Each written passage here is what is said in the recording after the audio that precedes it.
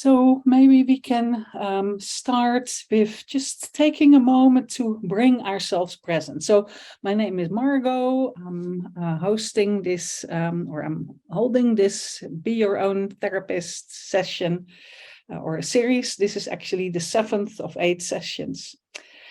And today I actually wanted to talk about attachment. So that'll be the theme.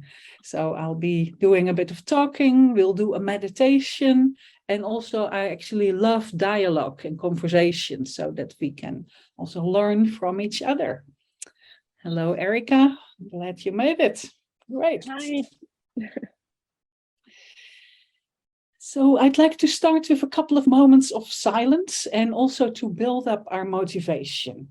So if you want to join me by taking a moment to actually connect with your body, you may want to close your eyes for a few moments. Feel your sit bones on the seat. Your feet on the floor.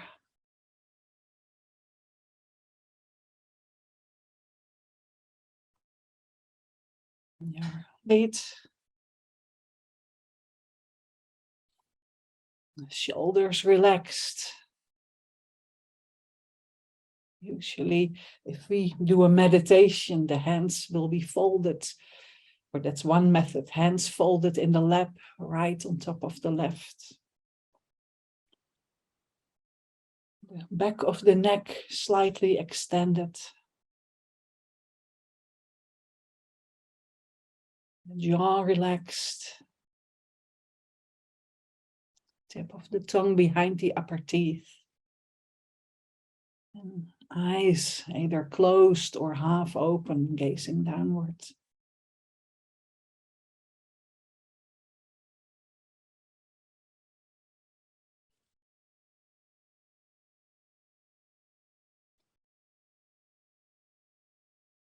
So we can allow our body to be relaxed and alert. Also allowing our mind to be relaxed and alert. There may be busyness or thoughts or plans or activities that have been going on. Just allow them to settle. No need to engage with them for now.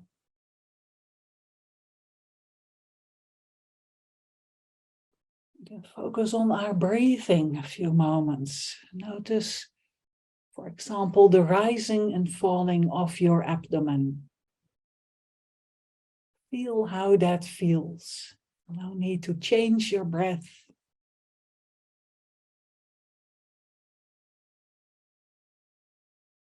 Using the breath as our anchor for a few moments.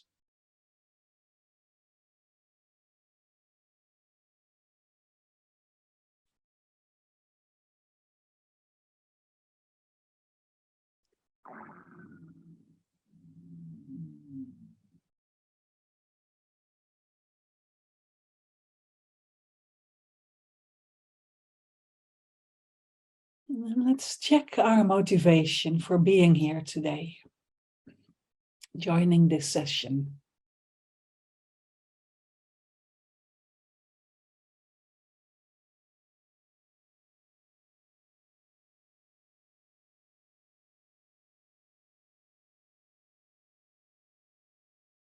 So we may be interested to focus on be your own therapist, look at dealing with challenges in our lives.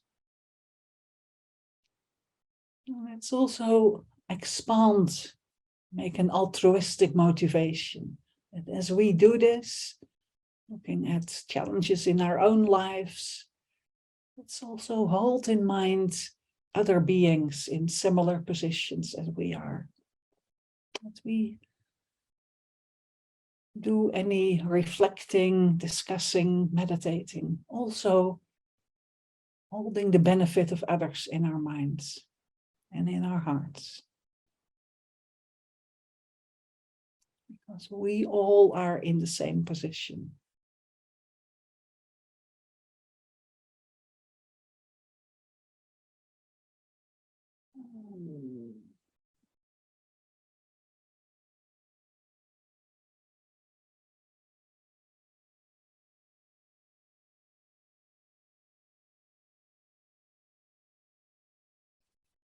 Now let's bring our attention back to the here and now and to our group for today.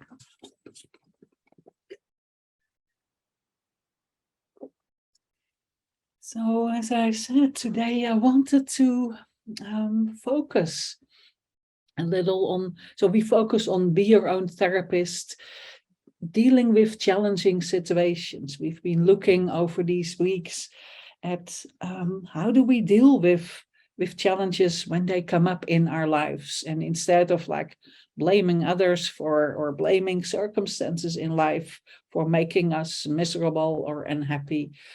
The whole Buddhist idea is that like, what can we do in our own mind with our own thoughts, feelings, our own inner space when we're dealing with all the ups and downs of our lives. So we spent a couple of sessions looking at anger. So if anger arises, what do we do with that? The last 2 weeks, we looked at depression. So if there is a depression, how can we deal with it? How can we look at that, explore that? What is that about? Learn from that. And today, I wanted to focus on attachment. So these three, these are the three root poisons, they call it. The root causes why we are unhappy and why we are what Buddhists call in samsara, that we go around and around in our life without with temporarily happiness and ups and downs, but without really going out of it. These are the three qualities or the three types of emotions that hold us back in samsara, in that cyclic existence, and hold us back into, happiness, unhappiness. We're happy about something and then something else happens. We're unhappy about it. So, and Buddhism actually holds the vision that, first of all, we can deal with our temporarily ups and downs in a better way. And then the long-term goal is even, they say, well, you can become enlightened and, be completely free from all these ups and downs. Well, I can't talk about that because I'm not there, but I can talk a bit about, the ups and downs of life. How can we deal with them in the best possible way? So today, focusing on attachment, and again, I often use the book How to Meditate. This is it from Catherine MacDonald or Sankhya Kadro. We actually just had a weekend with her. So attachment is actually, why is attachment such a problem? So attachment becomes a problem when we exaggerate the positive qualities of something. In a way, sometimes, we want something, we want things in life. And in a way, there's nothing wrong with having things, with having, a nice meal or a pleasant house or a lovely friendship or relationship or, nothing wrong with that. Those are things that are part of our lives. Attachment is a problem when we actually exaggerate the positive qualities of something or of someone. When we, instead of seeing things as they are, we put another layer on them. Attachment is difficult to see, actually, and it's actually more difficult to find faults with them. That's, I think, where I started these sessions. Let's talk about anger, because anger is sort of obvious, and it's obvious that it's painful and hurtful, and the same with depression. But attachment, I think it's a bit more slippery. It's a bit more tricky to see and tricky to identify. So, but let's have a look at actually what that is and why that is a problem. Sometimes they say attachment is like drinking salt water. That's, as soon as you want something. So, and check this out for yourself. Is that true for you in your life? You might want something, and as soon as you have it, you want something else, or you want more of it, or you want what you have, you don't want it to disappear or change or run away or disintegrate. So then it becomes a problem, because then we create difficulties. So I have like an example in my life. Like for years, I live here in the Findhorn community in Scotland, although I'm traveling at the moment. So for years I lived in a caravan. So I did 14 years in a caravan in like a spiritual community, budding eco village, and that for a while that was okay. And at some point I had the big wish. I said, I want to live in a house. I want to live in an eco house. We started building in the community. We started building eco houses, and I had enough of caravans that is a bit small and a bit, it's okay for a while. But after 12, 14 years, I thought, I want something else. Now, at some point, I got to live in an eco house. So, my karma changed, as a Buddhist would say. The circumstances changed, and there was an eco house available. I applied, 14 people applied. I got it. Wow, it was like winning the lottery. Finally I had a new house, and clean and spacious and warm and light. And I didn't have to chop loads of wood for the winter, and, huge improvement. So you would have thought I was happy, and I was. But immediately, so when a friend of mine helped me moving house, and she said, okay, so now you have a nice house, now you need some nice clothes. And she threw a magazine on my table. She said, okay, get your fancy clothes. So that first evening in my new gorgeous new house, what was I doing? I was looking in that magazine, like I need a new dress or a new pullover. Then I'll be really happy. And I just realized myself what I was doing. I go like, wow, this is just shocking. This is how it works. This is how samsara works, that no matter what we have, we always want more. We always want something different. So that's one example from my life. You might think of your own examples where you had something.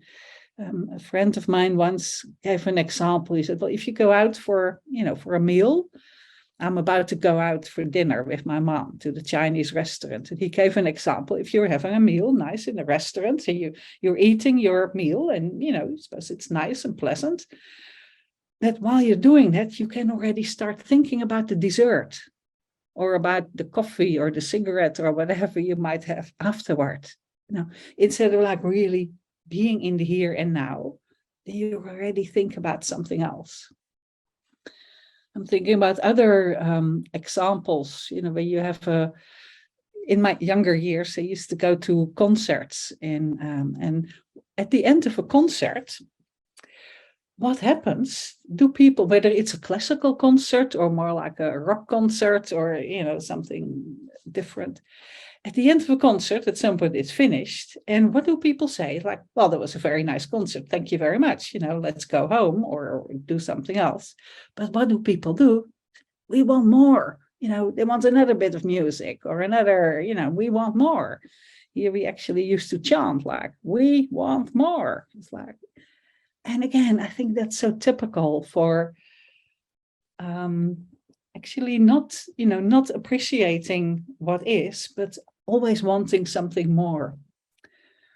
The Buddha, he actually called it, we live in the desire realms. We live in a realm where that's what we do. Again, another example in life where actually many of us are involved with, because some examples are, maybe not so dramatic and serious, but I'm thinking, for example, about the whole climate crisis. We are now in a hugely damaging, critical situation, where we have destroyed our oceans, our, the rainforest. There is an extinction of species. There are financial crises. There are, we're running out of oil. There is a huge, we're looking at extinction. And why? because of a greed and a wanting for profit, and not considering the well-being of all living beings and well-being of the planet, but because of a disregard of the well-being and simply a desire for profit and a desire for quick profits and a desire for quick income. And so in a way we see the huge devastation that's taking place on our planet. So for me, these are some examples of why and where attachment is making difficulties. Also, we can see in our relationships, when we have relationships and we have like a fixed expectation, we have a relationship and we have like a fixed expectation that someone will behave in a certain way, or someone will always be there, or someone, we expect things. Let's look at our lives and our relationships. How successful is that? If then a person makes different decisions, or a person changes, or the relationship changes, or even other things like, even things like we have a job and suddenly the job changes and someone else takes our job, or we lose our job, or things happen there that when we are attached to a certain situation, there can be huge upsets and challenges when things change, because we have the idea that things are in a certain way and they're going to stay like that. So that's another form of attachment. Now, I need to say something about attachment and love, because attachment is not the same as love. And often in our language, we tend to mix them up. Like, oh, I have great attachment to my children, or to my mother, or to, a partner. And in a way, what we sometimes use the word attachment, well, actually we want to express our love. So love in Buddhism is the wish for others to be happy. Love is like a genuine wish that someone is happy. And attachment is much more selfish. Attachment is more like, I want something from you so that you make me happy. So that's in a way very different. And in our lives, it can often be mixed. In our personal relationships, it can often be mixed. That, of course, there is a genuine wish that, we want our children, our parents, our friends, our partners to be happy. And there can also be, in a way, a selfish need of, well, do they fulfill my needs? If a friend is behaving in a different way, are we still friends? Or, how does that affect the relationship? So I don't know, does that make any sense? Yes, no? So actually, there are, I'm just going to change to the gallery view so I can see you better. Yes, okay, yes. So then what to do about it? So when we have attachments, in a way, one remedy, when we notice it, because in a way, first, we might not be aware of it. So in a way, first, it might be good to notice it. So that example that I gave, that I was in a new house and then I was obsessed with buying another dress. I got like, that was a moment I really noticed it, in a way, how that works. So the first thing is to actually notice, how and where in our lives we are attached, and it's actually does cause us harm. So so any questions or comments so far before I sort of ramble on? I was just going to say, as we were talking about, the dissatisfaction, I was finishing up a cup of coffee here and realizing I wanted to go make one more. And that and that happens every day. I typically want to drink two, and sometimes I go for three, and it's it's just a really small example almost every day for me, that there is going to be that habit, no matter what, because of samsara, even with my cognitive understanding of it, and it shows you the power of the pattern. Yeah. So it's just a kind of a small example. I know, yeah, but that's a great example, because that's exactly how it works. The coffee or the chocolate cake or all these things that we got. Oh yeah, if I have that coffee or chocolate cake, then I'll be happy. And then almost like our obsession with that. And and I think we all know the sort of the obvious. If someone is attached to heroin or drugs or alcohol, then it's sort of obvious, like, oh well, they got a problem. But in a way, these smaller things like the coffees or the chocolate cakes, I've had a whole month's teaching on attachment with chocolate cake. So for me, attachment and chocolate cake, Venerable Robina once taught a whole month on chocolate cake. So so that was very, very memorable. Yeah. There's also something that actually Lama Zopa says. He heard a bit about modern music, temporarily music, and he heard about the Rolling Stones have the song "I Can't Get No Satisfaction," very popular song, or at least some years ago.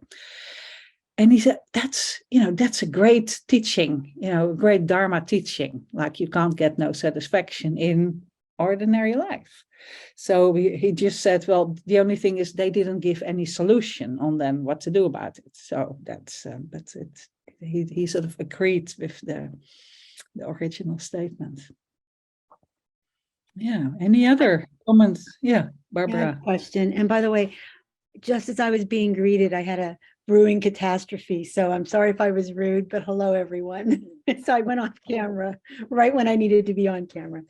So I've been thinking about this concept of something called Imposter Syndrome. And that is where you get some sort of job or acceptance into a school or something, and you feel like you're an imposter. You don't deserve it. You don't have the skills. You don't belong there. And I wonder why sometimes, like from this perspective of attachment, it's like an attachment to this negative image of myself. And I don't understand how that works. Like, I work for something, and then when I get it, I attribute it like, it's just a fluke. And now what am I going to do? Because everybody's going to see that I can't do this and I don't know anything. And and when you were talking about it's hard to enjoy the moment because you're looking for the next kind of, fix. It's like sometimes you can't enjoy the moment because of like I don't know if it's attachment, but it's like this negative image that a person, or I hold on to and keep gravitating toward. And I was wondering if you have any insight on that. Well, because I don't know you so well, just a little bit, but one thought that came to me is one of the things that we may be attached to, although we might not like it, is attachment to a good reputation. And attachment to be liked, that people think, oh, she's good. And if you think you sit in that, like, now everybody thinks I'm good in something. Now I must be good, and I must, prove that I'm good and I'm worthy and I'm skilled and I'm professional and I'm never getting angry and don't make any mistakes, and they don't see what a mess I really am. Does that ring a bell? That has a little bit of truth to it, but yes, and it's like being in the spotlight is it's a kind of a threat to that reputation, I think. I never thought of myself as wanting that good reputation, but I think maybe it's in the background all the time. It's just not bubbling up in an obvious way. It's kind of coming up as this threat of being found out, of not being a good person. That's really insightful. Thank you. or also somebody said, well, we have such an attachment to being liked. You know, what do I say something? People don't like me. People see what a terrible person I am. So that is and I thought, yeah, actually, you know, I can resonate with that. So that's something in a way to look out for. Yeah. So because Yes, thank you. Tricky, you're welcome. Yeah, no, it's tricky, tricky material with attachment. It's with attachment, I think it's a bit more subtle than, you know, like the anger that is a bit more obvious. Yeah. Any other examples or so that come to mind? You want to share or not? No. So I have a few antidotes here, a few methods that are recommended to how to deal with attachment. So one, which is like the antidote to all our problems, is to reflect on emptiness, to reflect that we don't exist the way we normally think we exist. And also this object of our attachment, this thing or this person or this the coffee or the chocolate or this, you know, the reputation or the job or, you know, whatever it is we're attached to actually look at the emptiness of that is not as, you know, as solid as we usually think it is. And it's actually very, you know, very profound. When you actually analyze the thing you're attached to, I often have that, if I may use a mundane example, with pizza. You know, I think pizza is a label. When you say, let's go for pizza, and in my life, in my world, usually everybody will go, oh, tonight there is pizza here in the community or where I lived. It was like, oh, Wednesday night, pizza night. And there was a whole hype around it. You know, and in a way, when you look at pizza, what is pizza? If you say to someone, tonight we're going to have a bit of dough with a bit of tomato and a bit of cheese and a bit of onion on top of it, and who wants it? You know, it will rot in your stomach because the food combination is wrong. It's really bad for you. You're like, who wants it? You know, how many people would raise their hand? But in a way, when we have this label, it's going to be pizza. Then there is this sort of glamour around it, and people get excited and can I get a second piece and all that sort of stuff. So while actually when you look, so one advice sometimes is to look at the object of your attachment and to actually look at what is it? Where's the essence of it? You know, what is it made of? Is it really as, you know, as solid as we originally think it is? And also looking at the I that is attached, you know, here's this me that, you know, wants something, wants a happy situation or a pleasant situation. So where's that I? Is it in the body? Is it in the mind? You know, where is this I? So this is a huge topic, not the easiest, but it is like an antidote also to attachment. So a second antidote to attachment is to meditate on death. So this is usually like a sobering topic. This is one of the topics, this is one of the classic topics in Buddhist teachings, that to have an awareness that we, at some point, we will die. And it is often especially I think in our world, a bit of a taboo. We don't want to think about it. We'd like to shuffle that under the carpet, or we think it will not happen soon. And, because I'm healthy and I'm fit and I'm sort of, relatively young, or all these things.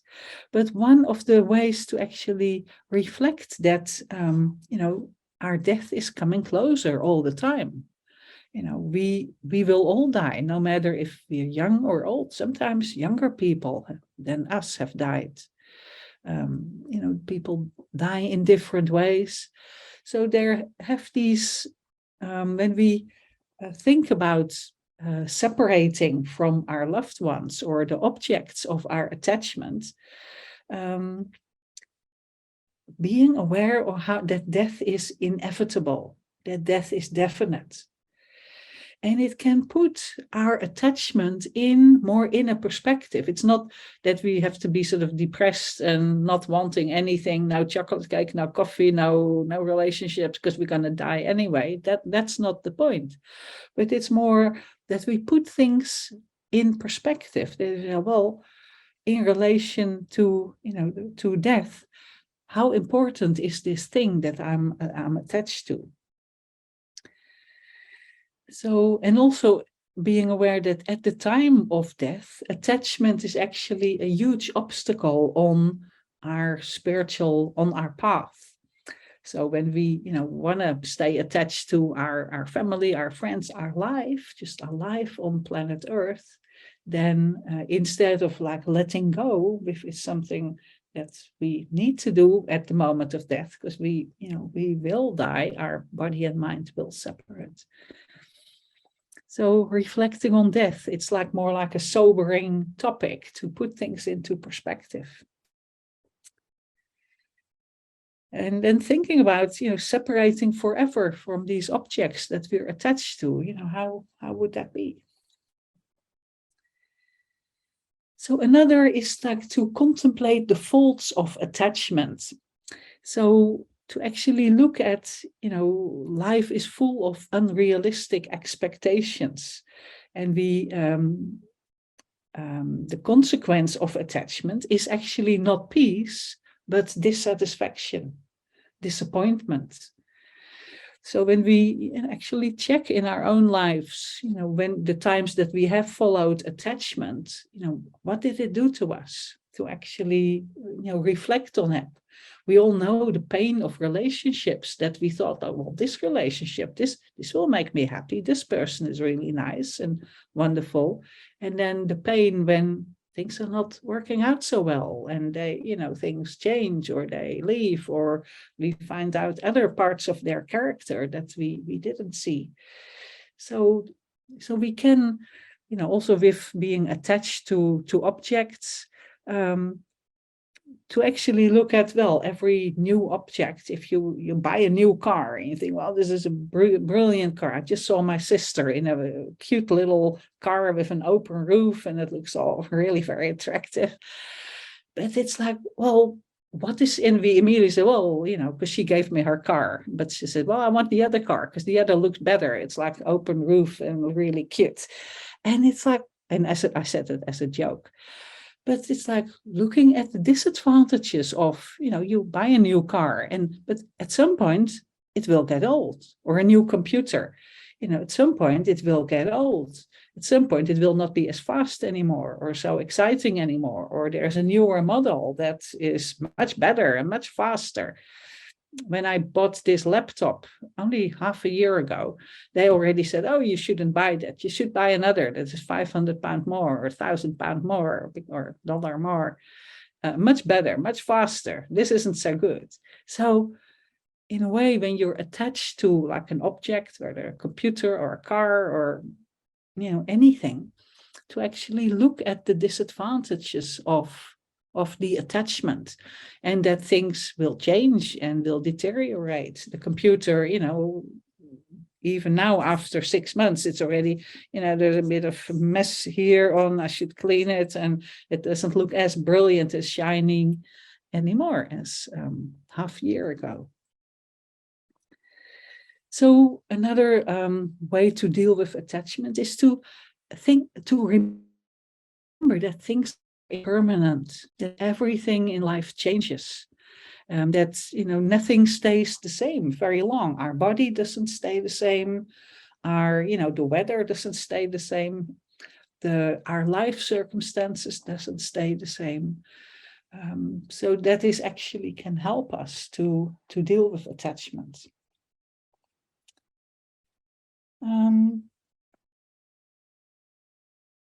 Yeah, actually, I wanted to do a little meditation to reflect a little bit on it. So otherwise, I keep just talking. So is that okay? Are you happy to join me in a meditation? Great. So this meditation is about transforming attachment, and I just want to focus on that. So I invite you to, again, go back inside.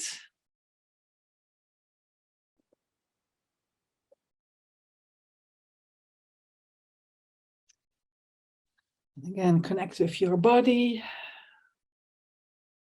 with your breathing.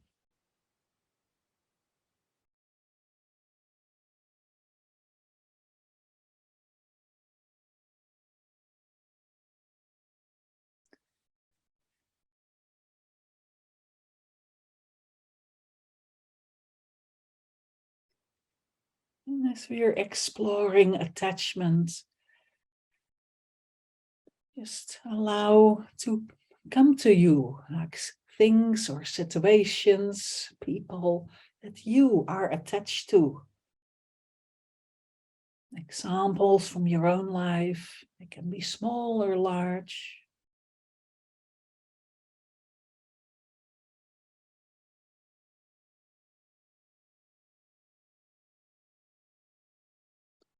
What type of things or situations are you attached to?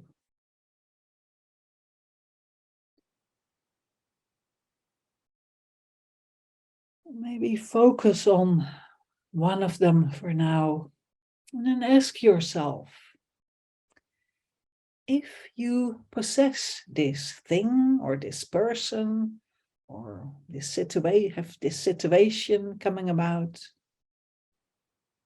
if you get your way, will it bring lasting happiness and satisfaction?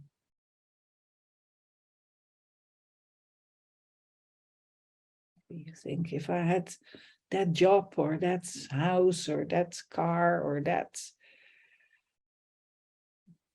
party or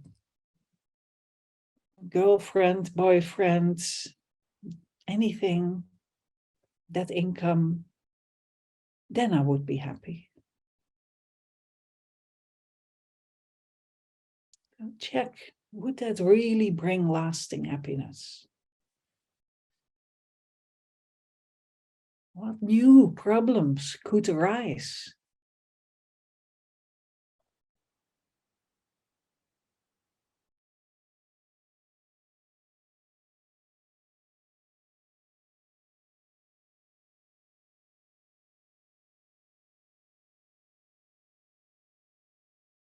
So if you wanted another job that would make you happy, imagine the problems that could arise. Or a bigger house, or a different relationship, or some other situation. What would the reality be? Does it or any external person or thing really have the ability to bring you lasting happiness?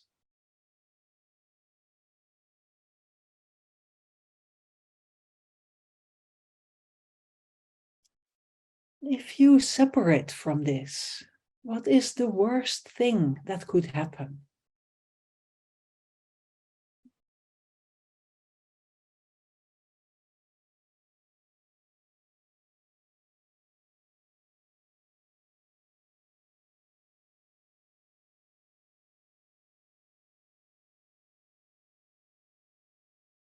Is that likely to happen?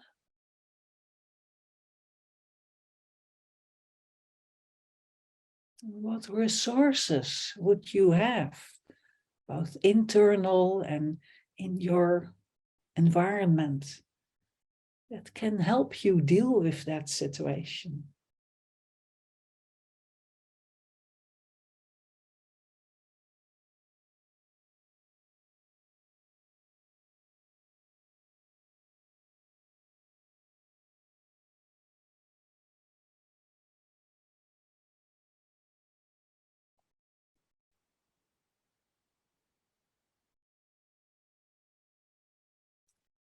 Another way to deal with attachment is to look back at a situation, a person, an object, that you are now separated from, something you had in the past, you are now not having anymore. And rejoice for what you had. Rejoice at the time you had together.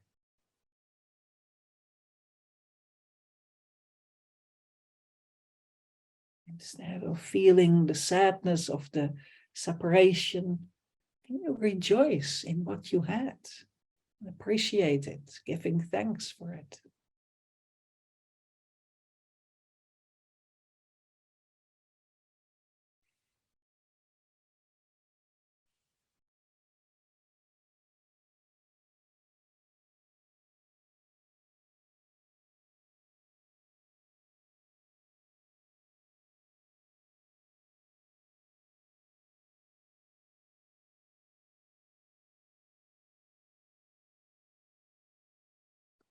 Can you imagine going into the future with optimism?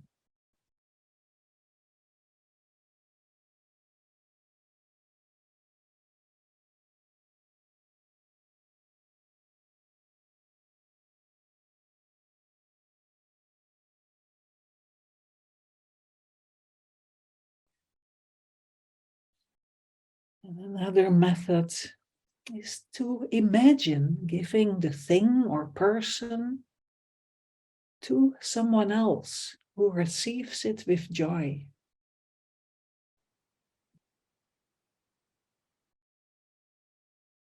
Just imagine doing that. Something you are or were attached to, something that was very precious or still is. Imagine you hand it over to someone else.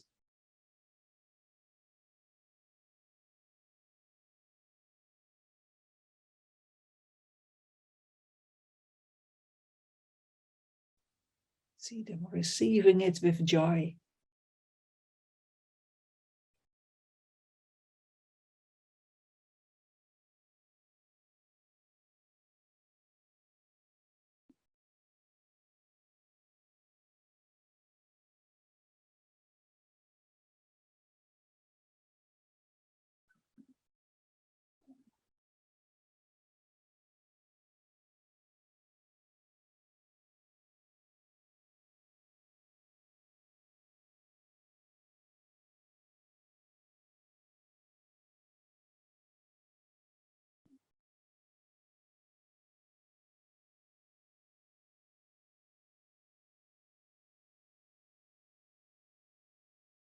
And finally, we can use this emptiness meditation. So for a moment, thinking, where is this I that is so attached to a particular situation or possession?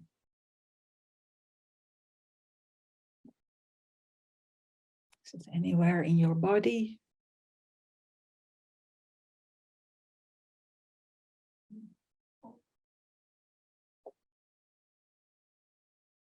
Is it anywhere in your mind?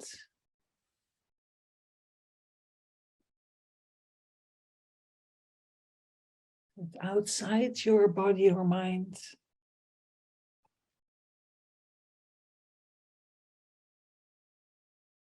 Where is really this I that is so fixed and so attached on something or someone specific?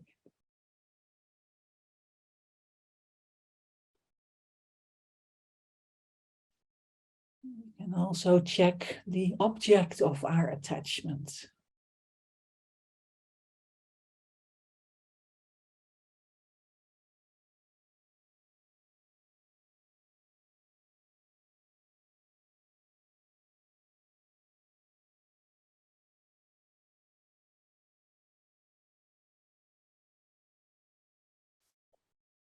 So then we can conclude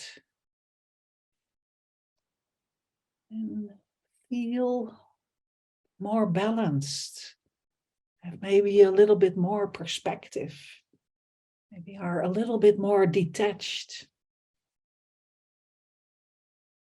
and free to enjoy things, people, situations, without clinging.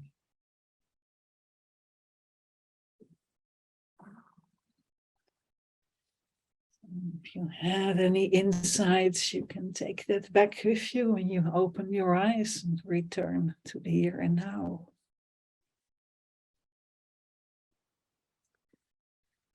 So I'd love to open the space and hear a little bit. Did anything come up in the meditation? Anything, any insights you want to share? Because then we can also learn from each other.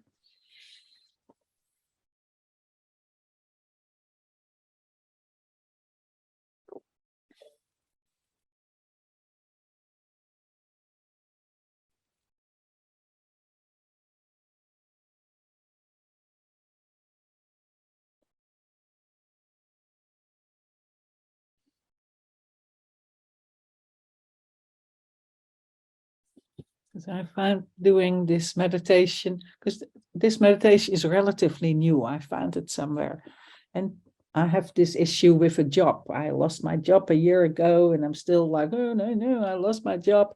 And now I go like, well, I gave this job to somebody else. And now other people are doing these type of things that I have done for whatever, 30 years or so. And that gave me a sort of different perspective, like, well, just giving it to them, good luck. And I do something else. So that's actually was like a different perspective that I hadn't practiced yet. So that was actually a cheerful way to see it instead of, poor me type of thing. So I had something similar because I just left a job and I'm starting a new job, or will be soon. So kind of on both sides of the coin, I am, trying to appreciate, what the skills I've learned and the relationships I had and the time that I put into the job that I'm leaving. At the same time, I'm leaving it because, things aren't working out anymore. So there's this negativity attached to it a little bit. So this meditation is really helpful to, flip my thinking on that, to appreciating, what has transpired so far. And then also on the other side, not putting, this meditation made me think about not putting expectations on the new experience and new job that I'm going into, to just kind of understand that that's going to be an experience that is also going to go away sometime, but I get the opportunity, to step into that position, like you're saying, somebody else has catered to it and made the position what it is, and now I get to go in and take it from there. So really good meditation to think about those two things. Oh, thank you. Thanks for clarifying and deepening that. It's great to hear these like real life examples. Yeah, beautiful. I think I have a question. Okay. Because I feel a little bit like one of the things sort of backfired on me.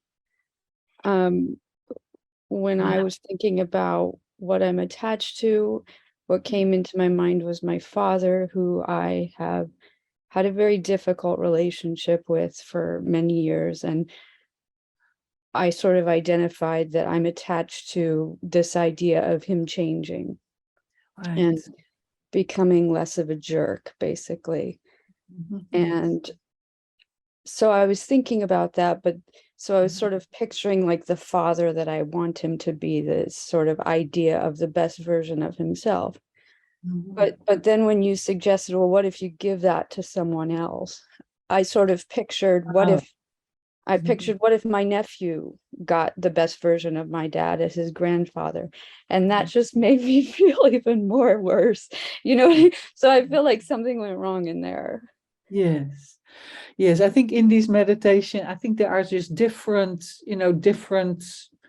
offerings to check them out. And it sounds like that one is not helpful in that example with your father. I was more thinking like with a job, for me and for others, it's like, oh, now somebody else has this, interesting job. Lovely. But in your example, obviously that one doesn't help. So then don't use that. And then it's like, well, leave that. So maybe that's something else help. It's not that every method helps everyone or in every situation. Maybe it helps in another situation, but not in relation to this. It doesn't sound like it. So then, let it go and don't use that. And Okay. And see, maybe there are, I don't know, were there any of the other methods that were helpful in relation to your father? I don't think I really managed to dig into any of the others. I was there was a lot happening, there were so many different thoughts that were coming, and I was trying to see things from many different perspectives to kind of find something, and I don't think I got there. Yes, yeah. And also, issues with a father is not something you can just often do in 10 minutes in a 10-minute meditation, and it's all done. These issues can be more more complicated and deeper, and so that is not a surprise. So yeah, I do think I identified something that will be helpful to know going forward. I'm not really sure what to do with it, but I did sort of identify about like my expectations and how when I see him or talk to him, I'm just waiting for him to do something unkind. And as soon and sort of like, and there it is. It's sort of like that's what I'm looking for. That's what I'm waiting for. That's what I'm focused on. And so that was, I think, good for me to realize about the way I approach it. yes. That sounds brilliant. That sounds a beautiful way to go about, because then you're really working with like an expectation, and expectations often in many situations of life don't work out. So that sounds like a great example of something to explore and be aware of now. So yes. Yeah, that sounds like you're on the right track, and hopefully that that can help you in your relationship. Yeah. Okay, thank you. Yeah, because that is exactly, if we have an expectation that someone behaves in a certain way, then yeah, it doesn't help. Oh, yeah. And it's tricky, it's not easy, I think that's really tricky to actually work, but worth working on. Yeah. Great. Well, I'm glad you had something out of this meditation. That's beautiful. Wonderful. Anyone else? Oh, we have a new team member. How lovely. A young one. Great. Hello. It's being a little fuzzy. I had to, Yes. I had to be with him a little bit.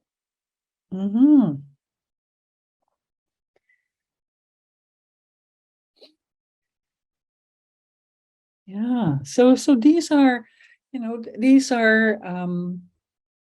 methods that can be applied. Again, this is something to focus on. These are meditations. We do them meditations and discussions to do in this 1 hour session, but also it's something to then to reflect on during the rest of the week, and to check your day. Like sometimes it's helpful at the end of the day to check. So what was my day like?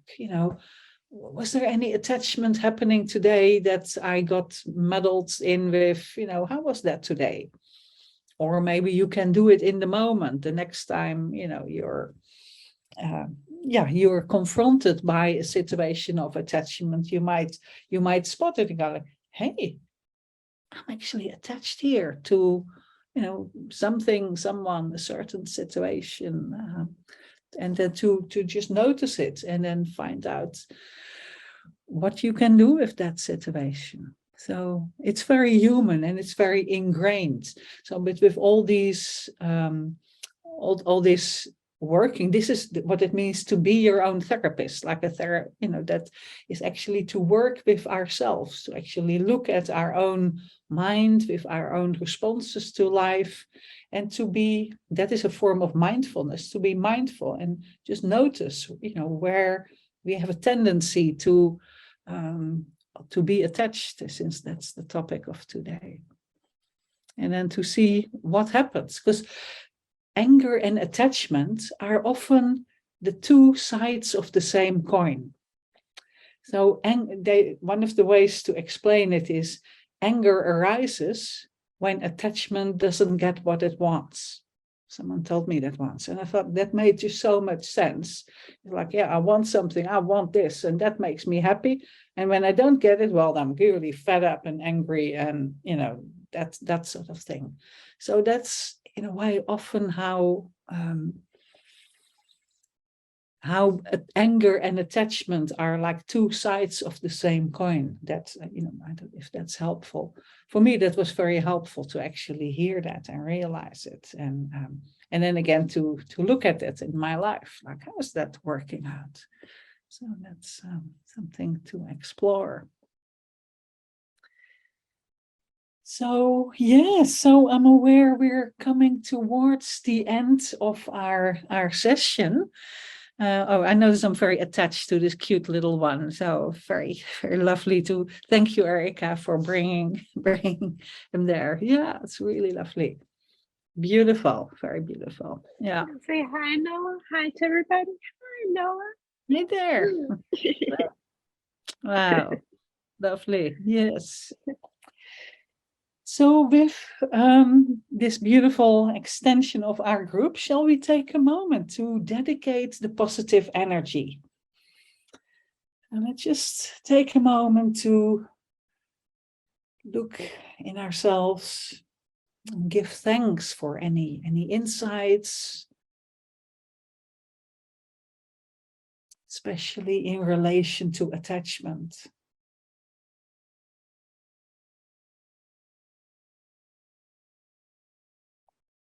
Let's appreciate our group, giving thanks to our group for sharing, for learning together, sharing examples. Let's dedicate the positive energy, because just like we are struggling with difficult emotions, with attachment, we're not the only one. So is everyone else. So let's dedicate the positive energy towards us, achieving a state to be free of attachment, total freedom, of wisdom, of compassion, knowing how to deal with these tricky situations in life. And also may this be of benefit to all beings, near and far.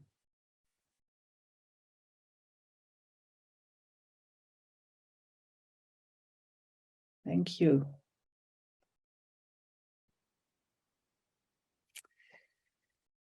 Okay, well, thank you, everyone. Thank you for joining in, and wishing you a wonderful week without attachment, of course, and hope to see some of you next week. Next week will be, I think, my last time. It's the 8th session, so like, I will miss you. So there you go. But so that's going to be next week. But I wish you a fantastic week. See you. And thank you, Greg, for a wonderful Zoom hosting. Appreciate that. Of course. Thank you for teaching and appreciate the 7 weeks. I'm glad I got to catch you this week. I wish I had been here for a couple other ones, but I'll try and make next week's as well. Great. Lovely. Great. Mm-hmm.